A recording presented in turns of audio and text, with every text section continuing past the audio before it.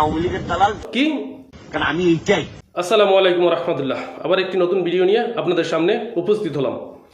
আশা করি ভিডিওটা শেষ পর্যন্ত আপনারা দেখবেন। প্রিয় দর্শক, আগেই আমরা চলে যাই আমাদের যে আলোচিত সমালোচিত এবং কুখ্যাত ব্যারিস্টার সুমন, তার কিছু বক্তব্য আগে আমরা শুনি। আর শুরু কর, এত সময় কম, শুরু কর। কি মনে করেন যে মীর কাসেম আলীরে আমরা যে ফাঁসির ব্যবস্থা করতেছি, আগামী 30 তারিখে তার শুনানি হবে। মীর কাসেম আলীরে ফাঁসি দিয়া তোরা কি করবি? তারই 100 কোটি 200 কোটি 500 কোটি টাকা যাচ্ছে। মীর কাসেম আলীর ফাঁসি দিয়া এই যে 200-500 কোটি টাকা এইটা আত্মসাৎ করবি, এই তো তোকে চিন্তা ভাবনা। আপনি কি মনে করেন এইগুলা সে আমাদের যাওয়ার আগে আমাদের বিরুদ্ধে ব্যবহার করে যাবে? বুঝছি, আচ্ছা ঠিক আছে। বঙ্গবন্ধুর ভাস্কর্য ভাঙছে, এদেশের মানুষ তো ভালো না, বঙ্গবন্ধু যে কি জিনিস এটা তো বোঝে না, যার কারণে ভাস্কর্য ভাঙছে। আমার মনে হইতেছে যারা মূর্তি এবং ভাস্কর্যের বিতর্ক যারা শুরু করছে, এরা হচ্ছে গিয়ে রাজাকার, আলবদর, আলশাম যুদ্ধা পড়াচ্ছে। তাদেরকে রাষ্ট্রদ্রোহ মামলায় আনা যায় কিনা এইটা সিনিয়ররা ভাববে। কারণ ভাস্কর্য যারা ভাঙছে ভালো কাম করছে, কারণ এদেশে মুসলিম রাষ্ট্র ভাস্কর্য থাকবে না। কিন্তু তুই এই ভাস্কর্য লেগে কথা কবি কি লেগে? তুই কেডা? এদেশ যারা স্বাধীন করছে তারা ভাস্কর্য চায় না, তুই শালা উমুদ্দে কেডা কুমে কুন্ডা আইয়া শুরু করলি রাজনীতির মধ্যে আইয়া? কি তুই কেডা? তুই এই ভাস্কর্য লেগে কথা কওয়া কেডা? আমি সরকারের কাছে দাবি জানাবো, যারা এই ভাস্কর্য ভাঙচুর করছে তাদের দৃষ্টান্তমূলক শাস্তি তো দিতেই হবে।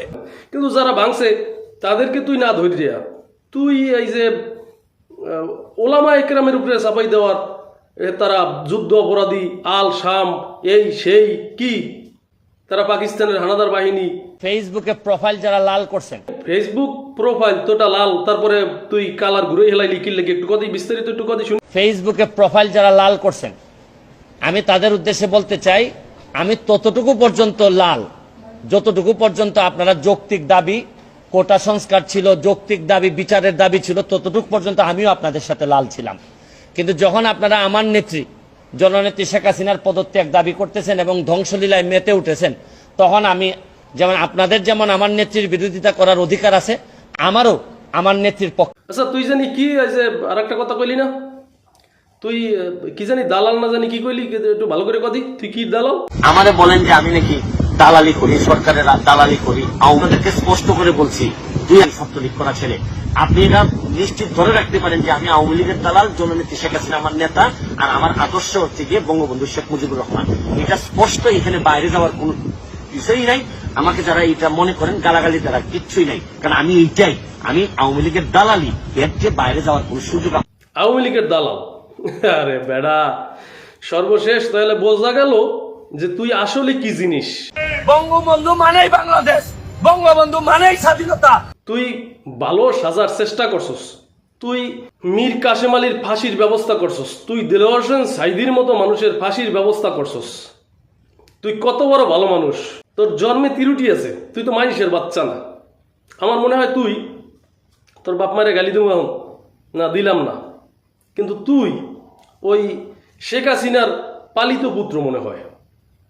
এই যে স্বৈরাচার সরকারের পক্ষে তুই কুত্তর মতো কামড়াই বই রইছস, তুই তো কুত্তর সেই তো খারাপ।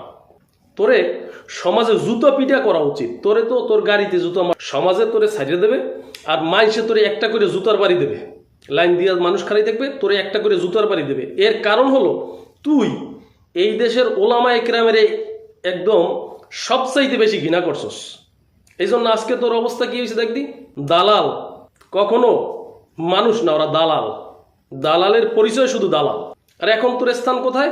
যাদেরকে তোরা যুদ্ধ অপরাধী বানানোর চেষ্টা করছস, যেই ওলামা একরাম গণ, তাদের স্থান কোথায় আর তোর স্থান কোথায়?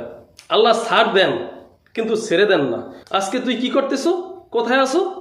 আরে বেটা, নমরুদ, ফেরাউন, আবু জাহেল এগো খুব ক্ষমতা ছিল, তোর এই নেতৃত্ব সামান্য একটা পিঁপড়া, তাদের ক্ষমতা ছিল পৃথিবীর মধ্যে অন্যতম, তারা টেকতে পারে নাই। আর তোর এই যে এই সামান্য ফেরাউনের একটা পশমের সমানও না, এই নেত্রীর লিগে তুই এত কিছু করলি, এখন শেষ পর্যন্ত তোর জায়গা ওই যে প্রিয় দর্শক দেখেন জায়গা কোথায়।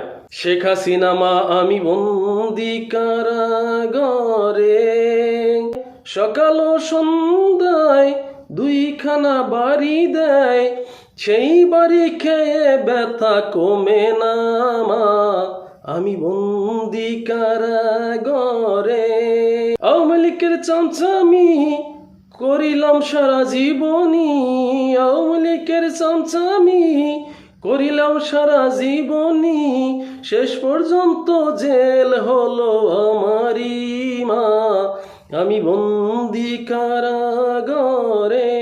প্রিয় দর্শক, আজ এ পর্যন্তই। আপনারা সকলে ভালো থাকবেন, সুস্থ থাকবেন। আল্লাহ হাফেজ।